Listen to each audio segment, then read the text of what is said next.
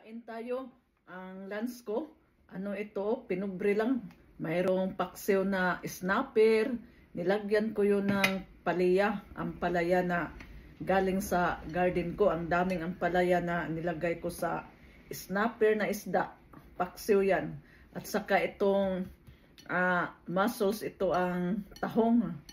So maganda ito ngayon sa araw ngayon, malamig at saka grabe ang hangin sa labas. Hindi ka pwedeng lalabas doon sa punta-punta doon sa garden.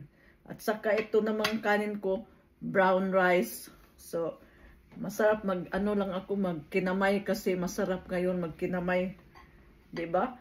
Ang ano lang ito ng mga pagkain, simple lang pero masarap na itong ampalaya oh. Yun, masarap talaga itong ampalaya sa paksiw. Walang eggplant. Kasi yung eggplant ko, late na siyang namunga. So, kain tayo. Enjoy din kayo dyan sa inyong mga lunch. Thank you for watching. Bye!